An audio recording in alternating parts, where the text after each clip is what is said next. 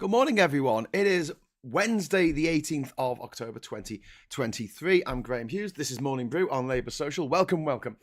So today we've got a few things to get through. Obviously, we'll have to touch on the tragic events in Gaza yesterday, in which we saw a hospital with 500 people in, up to 500 people in, being destroyed. Terrible stories coming out of that. I don't want to linger on that too much. I just want to say that in conflicts, especially conflicts like these, um, we can't blame the civilians for the actions of the leaders of Israel, for the leaders of Gaza, who are monsters by the looks of things. And that's all I'm going to say on that for now. What I want to talk to you today about is, Rishi Sunak's pledges. He made these pledges, didn't he? At the beginning of the year, he made these 5 promises that he promised were gonna happen. And so I thought we'd have a quick look at how that's all getting on, if you don't mind. So hello to everyone in the chat out there. We've got Andrew Ray saying buenos dias. We've got David Faulkner saying good morning for Hong Kong. Brilliant. Hello, Hong Kong. Good mid-morning from sunny South Africa. Brilliant. Oh my God, all people all over the world. And we got a body that from Nick and Diff in Cardiff from Wales. So we've got Wales in the chat. We've got Spain, maybe. We've got Hong Kong and South Africa. That's all very cool. So the big headline today about the economy is that despite the Rishi Sunak, our Prime Minister, claiming that we were going to see a fall in inflation, it's actually still at 6.7%, which is way higher than the 5.2% that he needs to get to in order to halve inflation. He's not doing so well, really. He's not doing very well at all. Yeah, 5.3% is his target, and he hasn't achieved it by any stretch of the imagination. The reason being is that the government can't really control inflation. It is out of their control. You know, when we talk about out of control inflation, well, I mean, that's being a bit unfair. They can have some effect on inflation, like Liz Truss did last year, where the inflation rate skyrocketed to over 11% on her watch because she was such a terrible, terrible prime minister, and she was being told what to do by the ghouls and puppet masters of Tufton Street. I mean, pretty much everyone watching this, I think you know the score. This is not going to come as news to anybody. So they can mess up the economy and make inflation go through the roof, but they can't bring it back down. It's not really up to the government to bring it back down. It's up to business. It's up to investment. It's up to banks. It's up to financial institutions to help bring it down. And the government doesn't really have much say in the matter. We have given a lot of our power over everything in our lives to private enterprise. So trains and electricity and water supplies and how much sewage we pump into our rivers. We're giving it all that power to private enterprise, and the government doesn't really have as much power over these things as it might have in the past. We can have an argument about how much power it had in the past over inflation rates, but the fact is that Rishi Sunak's first pledge at the beginning of the year, he said, "These are my five pledges," and he hasn't achieved any of them. So let's go through them. Let's go through these 5 pledges while we're here. So his first one was halving inflation. So the idea would be that it would be down to, so it got up to 10.7%. That's from October to December 2022 when Liz Truss was in charge, because she was an idiot, an absolute fool. She made Nadine Dorries seem like she was worthy of a Nobel Prize for chemistry. She was pretty dense. And she was told what to do by the ghouls in 55 Tufton Street, who are all hedge fund managers. They want to make money, as much money as possible, out of picking over the corpses of businesses that they've ruined. No, well, not that they've ruined, that they've bet against. So, if that company was looking for investment and they see that a hedge fund is circling and has actually placed bets against that company, you're not going to get that investment in. Simple as that. So, they say, there's no cause and effect. There really is. There really is. Hedge funds are terrible, terrible things. And also, they're massive tax dodgers. They don't want to pay any tax. They have this libertarian worldview that taxation is theft, except when they need an MRI scan, which is fine. That they can have that on the NHS. But if someone else, if someone who's not rich wants an MRI scan, no, no, no, not having that. It's a waste of money. What, you want a bed? So the government's pledged to bring in 5,000 more hospital beds over the winter. And actually, the number of hospital beds has gone down by 3,000. 3,000. That's how much it's gone down by instead of up by. But we'll come to that in a moment. So he pledged to halve inflation. How's that going? Well, he needs to get it down to 5.3%. It is now running into the last 2.5 months of the year. Yeah, it's nearly over. And we are still at 6.7%. And it's unchanged from the month before. So I don't think that he's going to achieve that. But even if he does, it's not really because of him. His next lie was to say he was going to grow the economy, which, I mean, the problem with this one is the economy always grows. Generally speaking, it always grows. It's just a case of, as Einstein said, it's all relative. Okay, so we can say that our economy has grown in terms of pounds, or maybe we could say it in terms of absolute GDP in pounds. But then you look at those same figures in US dollars, and there's no growth at all. And there hasn't been for 16 years. I keep banging on about this, but 2007, just before the credit crunch hit, I know that the economy was overheating. Yes, yes, yes. But we could have got back to that point. A lot of other countries have got past that point or even surpassed that point. Germany has, for instance. Ireland definitely has. The US definitely has. So has India and other places. But we haven't. We haven't got back to that peak in 2007 yet. We kind of went a little bit above it in 2021, but then we came back down again in 2022 because the government really don't know what they're doing, and they've imposed Brexit on us, which makes it very difficult for us to trade with the rest of the world. We have imposed trade restrictions on ourselves for doing anything. It's more difficult and more expensive, and there's lots of other choice with the most stupid people who have ever been able to vote, as far as I'm concerned, when it comes to the whole Brexit vote. The situation in our economy wasn't great to start with, and we made it demonstrably worse. So you can look at gross domestic product as measured in pounds and say, oh, well, the economy's grown a little bit, but it's not by much. And in July, the economy actually shrank by 0.5%. So it's not looking great for Rishi Sunak. When he says grow the economy, I think we were hoping a little bit more than sort of anemic growth that was barely better than what it was in 2019, which, don't forget, was a lot lower than it was in 2007, 12 years earlier, when the economy was worth more in US dollars. And one of the problems that we've got is not only have we made it more difficult to trade and more difficult to make money, we've also made it more difficult to people don't want to invest here because we lost our AAA rating.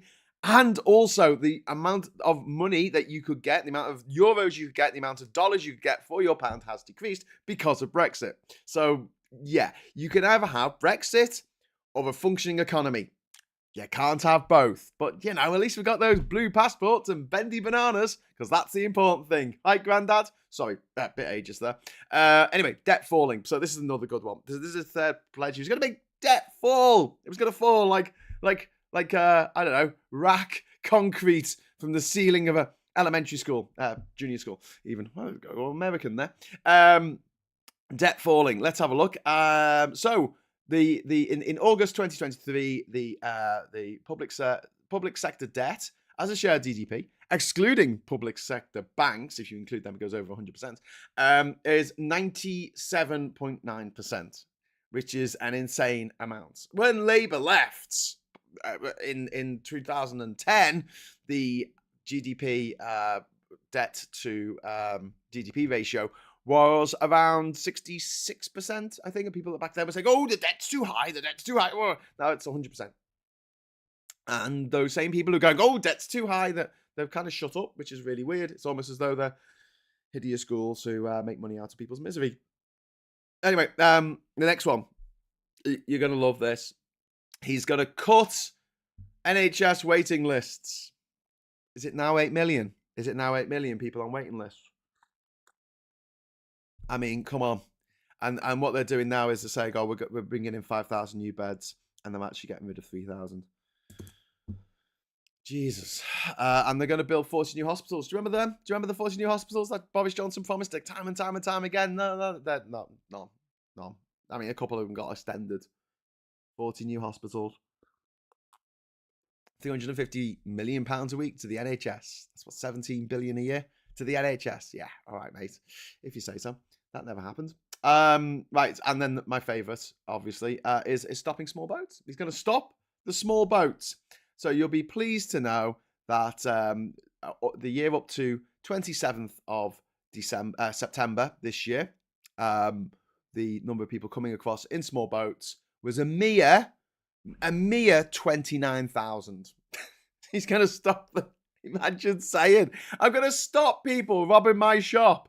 And this new security guard, and you're like, yeah, I'm going to stop anyone from robbing my shop. No one's going to rob this shop ever again. And then 29,000 people literally robbed that shop. And you'd be like, okay, I didn't do very well there.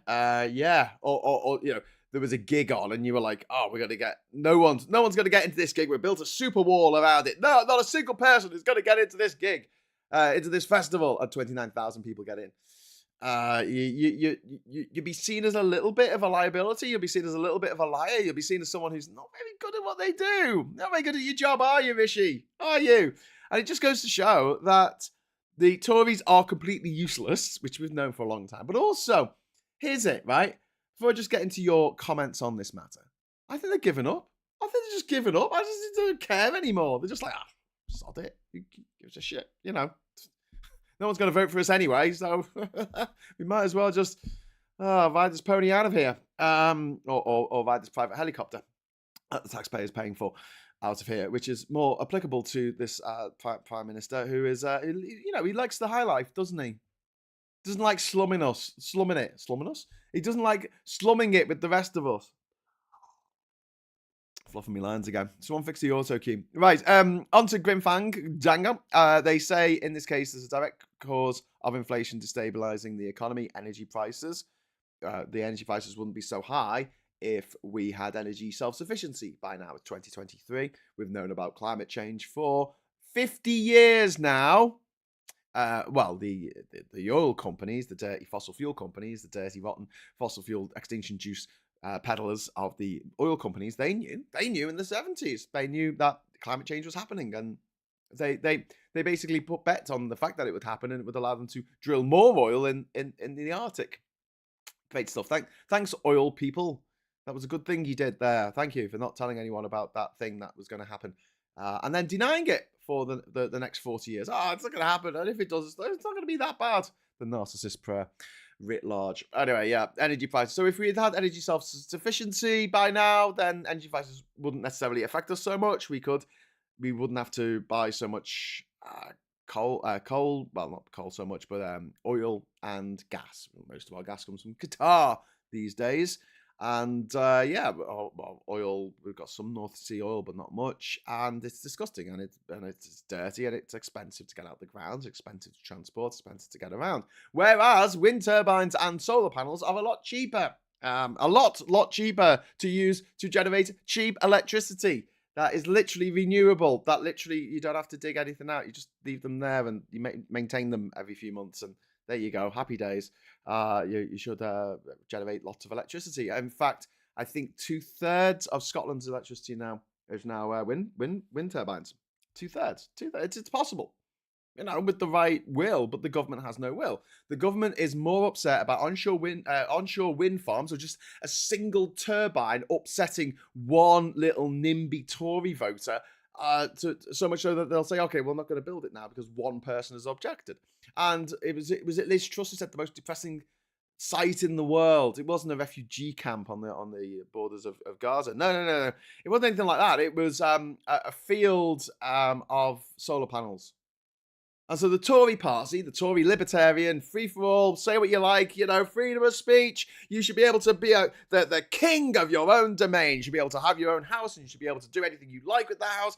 You shouldn't get these NIMBYs coming along telling you what to do with your own property. That's different. That's different somehow. Except when it's not different is when you're a farmer and the NIMBYs in your village or your town or your Tory voting Chelsea tractor driving bastards turn up and say, oh, we don't want you to have solar panels in your own field. And they're like, but it's my field. I can do what the hell I like with it. No, you got to grow grain.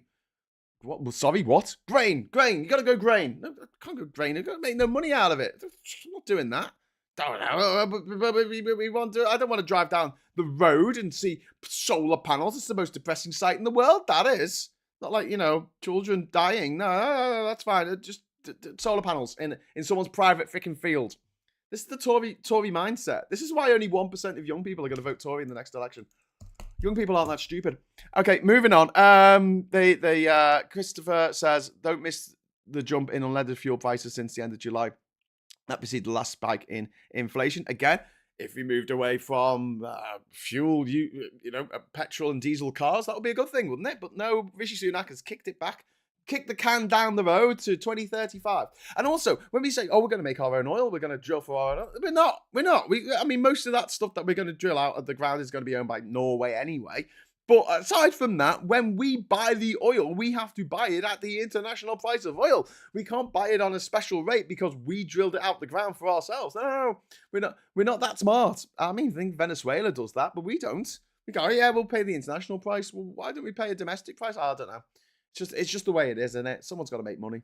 But yeah, moving away from petrol and diesel seemed like a good idea to me. But I'm putting the pressure on car manufacturers to get electric cars, all new cars sold in 2030 to be electric. Actually, that was a good thing that we did. We could have done it while still part of the EU. That would have still been allowed. That's still something you are allowed to do. But we've moved it now to when the EU are doing it, which is in 2035. So we've aligned ourselves with EU standards again. Moving on. TMS says inflation is up, but they like to play with the numbers to make it look like it's either the same or down another 0.1%. Yeah, that's true. The crackdown on the energy industry inflation will plummet due to the cumulative inflationary effect on prices due to energy increasing the cost of every part of production. That is very true. Grimfang 999. We've also got Skylar saying, Mr. Integrity, Accountability and Professionalism is full of empty gestures. Who thinks an extra 900 NHS beds can replace the 12,000 his government cut? Snip, snip, snoonack. That should be his nickname. I like that. Snip, snip. Fat David, thank you very much for the super chat, mate. All the way from Hong Kong. I was listening to Anne Widdecombe. Oh my God, I'm so sorry. Speak yesterday. I'm going to read the rest of this in Anne Widdecombe voice. Genuinely strengthens the argument for the introduction of euthanasia. There you go. That's what Anne Widdecombe sounds like to me. She just sounds like fingernails being drawn down a blackboard. If you couldn't understand what I was saying there, I was actually saying she thought she genuinely strengthened the argument for the introduction of euthanasia. It has to be voluntary, David. You can't have involuntary euthanasia, David. That's murder. You can't. We're not having that. The thing is with Anne Widdecombe is apparently she's a virgin, so even eugenics wouldn't have worked on her, like sterilization or anything. She's just a one-off, horrible woman who, well, she's not even a one-off. There's quite a few horrible women in politics. A horrible person, I should say. Don't want to get sexist. But she is particularly horrific. Her views are vile. Her attitude is vile. She was on Come Dancing on the Ice with the Stars a few years ago. What? Just what? And shameless self-promoter and Harridan. Again, using sexist language. Must do better. Stop that, Graham. Needs to get Tansky back on the show. Great, stop being sexist. TMS says there should probably be some kind of exception on motorcycles regarding the ban on IC internal combustion engine vehicles. Battery weight doesn't work on the... Do you know what, though? You're going to hate me for saying this. So I should explain. My dad was a biker. And he used to get bikes, old bikes, BSAs, mattresses, Nortons, pre-war bikes, and he used to fix them up. At one point, he had about 40 of them in various states of disrepair in his garage. He used to own a garage on Muirhead Avenue in Liverpool. And so I grew up around motorbikes. When I was a kid, I used to ride motorbikes a lot. I think they're really fun. I think they're awesome. However, oh god, I'm gonna lose friends here. If they were banned off the road, I wouldn't really lose much sleep. Sorry. Yeah. Sorry, everyone who's just like, oh god, I'm looking at my viewing figures are just halved. Sorry.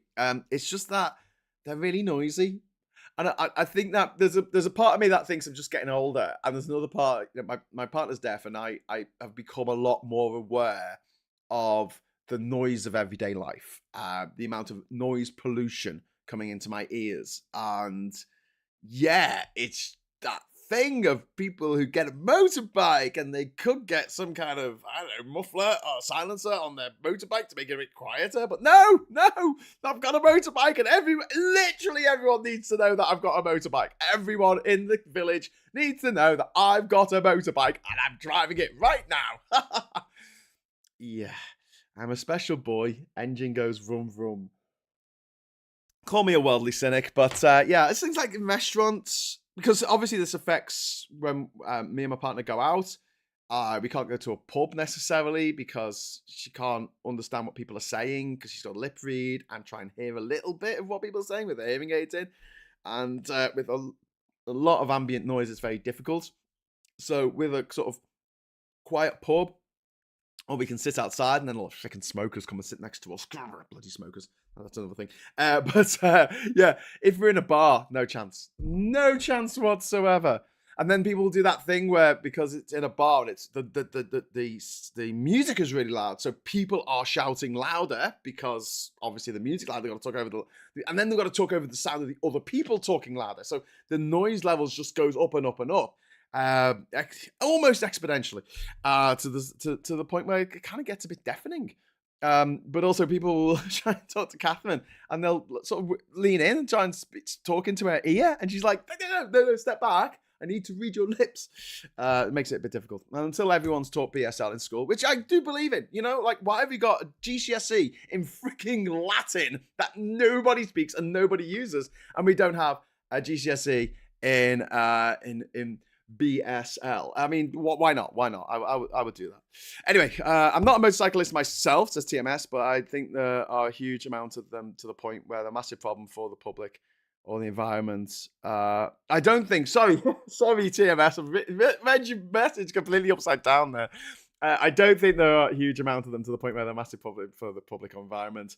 It's pretty hard to get a bike license. Okay, yeah. I'm swayed by debate. I wasn't gonna nail my. I was just saying that I wouldn't make a law to ban motorbikes. Not in a million years. But if there was a law, I wouldn't necessarily object too much. Sorry, they're too noisy. And dangerous as well. Oh my god. So one of the reasons why I never got my bike license when I was younger was literally because of my dad's mates who got into accidents on their motorbikes, and yeah, didn't look like a good idea to me. And it's not because I doubted my ability as a motorbike rider. I mean, obviously everyone thinks I'm the greatest driver in the world. It's just that I doubted everyone else's ability to see me and not pull out in front of me and things like that. At least in the car, I've got a little bit of security zipping around in my Nissan Micra. Can you advise a means of learning BSL? Says Dave Skelly. Yes, there is a really, really good app that you can get on your phone. I'm gonna try and find it. Oh, bugger. What's it called? Bright. It's called Bright BSL, and its logo is like it's like a little L with lines coming out that maybe look like a little bit of a book. It's called Bright BSL. It's a free app, and it shows you how to. It's got little videos of all the different gestures you can learn for BSL, and it does little tests. It's like Duolingo, but for BSL. British Sign Language. So yes, please download that immediately. Go away and download that, and then come back here. No, actually, stay here for a minute. As a biker, I can tell this joke. Sorry, I missed your joke. We'll have to come back. We'll have to circle back to that one. What do you call a biker in A&E? A donut. Oh dear. Bet you rode a bike on your travels. Yeah, I rode a Norton. No, a Royal Enfield. A Royal Enfield in Nepal. That was brilliant. That was, yeah. Like I say, I'm being a huge hypocrite here, saying, "Oh, but then that didn't happen." But yeah, it's because I'm getting old. Johnny says Latin is probably the most useful A level I got. Admittedly, I only got that once, says Johnny Copperhead. Well, fair enough. Thank you very much for the super chat, mate. Electric bikes are really fast, quiet, and cool. Yeah, Jan, that's what I'm thinking. Yeah, I agree. I think electric bikes are cool because I grew up with a Kira. Yeah, electric bikes and a Kira. They were cool. My anxiety forbids from driving. I'm just too nervous on the road, says Duke Venyas. I hear you, Duke. Honestly, I'm pretty nervous on the road myself. I'm confident enough in my own driving, but I do really fear the stupidity of others. I know that sounds really condescending, but it makes me possibly a better driver because I don't barrel along country highways at 60 miles an hour around blind bends, just in case some idiot is standing there in the middle of the road, like a cow or something like that. There is an international sign language. Is there? There's American sign language and British sign language. And there's like Guatemalan sign language, which was invented by some deaf kids in a school who weren't allowed to do sign language.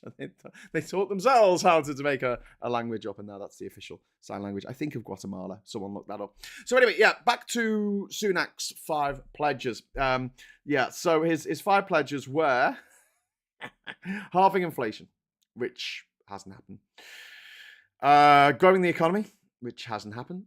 I mean, it has, but only if you squint and look at the graph on a certain angle and to take out all of the mitigating factors. Debt falling, it's not happened. Like, it is literally not happened. In fact, when Rishi Sunak was appointed Prime Minister, it was about 96%. Now it's about 98%. So it's actually gone up. Your public sector debt as a share of GDP. Cutting NHS waiting lists, I mean, that has just gone up in an insane amount of people waiting more than 1 year. Waiting more than 1 year. When Labour left in 2010, we had 2 million people waiting up to 18 weeks. And then we had a very small number of people, less than, I'm trying to work this out from a graph here, but it looks like about 100,000, if that, who are waiting 18 weeks to 1 year, and nobody waiting more than a year. Now, the number of people waiting more than 1 year is more than the people waiting 18 months to 1 year in 2010. The number of people waiting 18 months to 1 year has risen to over 3 million people. So from 100,000 in 2010 to 3 million. And then people waiting up to 18 weeks is now about 4.5 million, making up a total all in of around 8 million people waiting for treatment in the UK for medical conditions that might well be deadly if not treated in time.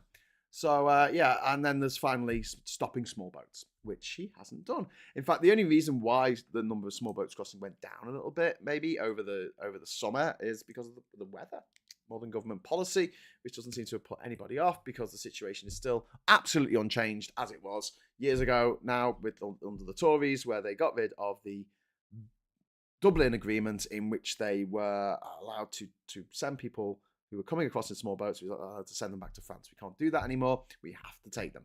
And all this talk about sending them to Rwanda or sending them to Ascension Island or St. Helena or South Georgia Island or bloody North Pole, it's never going to happen. I mean, it's just not going to happen. And there's not enough parliamentary time to do any of this stuff that the Tories want to do now anyway. And the last gasp is going to be saying, we're going to try and get out of the European Convention of Human Rights and therefore not be under the jurisdiction of the European Court of Human Rights. I don't, look, touch wood, I hope that Brexit wouldn't happen. And it did. So, as for us losing our human rights to subhumans like the Tories, I don't think they've got enough parliamentary time. I really don't. I think that the House of Lords, if necessary, can hold up this legislation for as long as they like. Anyway, so there's a few other things that have been bouncing around the news. Obviously, Peter Bone MP has been found to be an absolute wrong, and this is allegations going back 10 years. These allegations that Boris Johnson knew about and did nothing about. And he's lost his whip. He's lost the party whip. And it looks like there's going to be an election in his constituency of Worthingborough, something, I don't know. Wellingborough, I think is his constituency. That looks pretty tasty for Labour. So yeah, it looks like maybe even if we don't get an election in the next 6 months, we might still have a minority Tory government just because there's so many wrong-uns in that party, and we're going to pick them off one by one with any luck. Andrew Ray says, Graham, is Labour willing to apply tactical voting and assist Lib Dems to beat the Tories in tomorrow's mid-Bedfordshire by-election? Well, no. I mean, the Labour, from our polling, well, not my polling, but the polling that the tactical vote team at StopTheTories.vote looked at, they said that Labour are best placed to take out the Tories in mid-Bedfordshire, which was Nadine Dorries' old seat. But the Liberals are putting up one hell of a fight there. It might split the vote enough for the Tories to win. I really hope that doesn't happen, but it could. Tamworth, I think, is a done deal for Labour. Touch wood. I can't see them losing that, but mid-Bedfordshire is going to be a bit more of a battle. Wasn't helped by the Lib Dems really fighting that one, which I found surprising. I mean, I didn't expect them to put so much resources into fighting that. I thought they'd just let that one go. But yeah, I'm not in charge of the Lib Dems and I'm not in charge of Labour, so I don't know what's going through their heads. But I would like to see the Tories out of both those seats. And then we're going to have another couple of by-elections coming up as well as a result of the latest lunatics leaving. I think that's not going to be till January though, according to Phil. So I'll defer to his knowledge. Let's have a look. Fatalities, possessions 24%, motorcyclists 20%, and pedal cyclists 10%. Motorcycles are pretty deadly, I've got to say. And also people driving like maniacs is pretty deadly, especially to pedestrians who are squishy and tend to not come out too well out of a fight between them and a hunk of metal, a ton of metal hurtling at them at 60 miles an hour. One of the reasons why, one of the laws that I love that we don't have in this country is the law of jaywalking. When I go to Singapore, when I go to Australia, when I go to America, the jaywalking laws really annoy me. I could do a whole episode on this because all they do is give people who are driving the idea that they can knock down human beings, pedestrians, and that's okay, like some kind of Mad Death Race 2000 scenario, because they shouldn't be on the road anyway. They shouldn't be there. And jaywalking rules were brought in by the town planners and the automobile companies and the oil companies of the 1940s and 50s in places around the world because they wanted their cars to dominate absolutely everything, every aspect of human life. And they did quite well with that. And now people are fighting back and saying, hey, maybe it'd be nicer you could just walk to the shops. And you've got lunatics running around saying, oh my God, they're going to stop you going to other shops. They're going to stop you getting in your car. There's going to be surveillance everywhere. There's going to be walls across cities. No, stop the 15-minute city, everyone. Armageddon. Which is a bit, okay, mate. Yeah, if you say so. My grandfather worked as a paramedic and had some horrifying stories about motorcycle accidents. I could quite imagine. So, you could think about like my dad being a biker and a lot of his friends being bikers. And the stories I got told as a kid kind of put me off. What can I say? Anyway, just like my grandmother dying of lung cancer when I was a child put me off. Ever smoking, which I've never done. Thank God. Anyway, so I'm gonna bugger off now. But I'll be back at 12 o'clock. So if you would like to join me for Prime Minister's questions, if Rishi Sunak actually bothered to turn up in his far too short trousers, or maybe they're just long shorts, I don't know. We'll be kicking off at 12 o'clock and I'll be ranting and raving as usual, calling the politicians of all sorts and trying desperately not to swear as they lie again through Prime Minister's questions. Before then, though, if you want to go over to the Discord server now, if you're a patron or a YouTube member, you're quite welcome to join us on Patreon. I'll be going over there and we'll have a little bit of a listen along to James O'Brien, a little bit of a chat in the sidebar, and I might pop up on the video. I don't know, but if you want to join me over there, you are very welcome to. Just so you know, in future, I'm planning, not this week, but next week, I'm planning to do Thursday night Discord exclusive YouTube, what are they called? Zoom videos. So I'll be talking about a different topic, and that'll be exclusively for YouTube members and patrons of this channel. If you want to become a patron or you want to become a member, just press join down there. If you want to become a patron, you need to go to patreon.com/Labour Social. There's all different tiers there, but I'll let you on the Discord no matter what. So if you have any problems getting on there, please let me know. And until next time, thank you very much for the super chats. Thank you very much for the chat. Good chat, everyone. Good chat. And until next time, I'll say hello, good evening, welcome, and goodbye.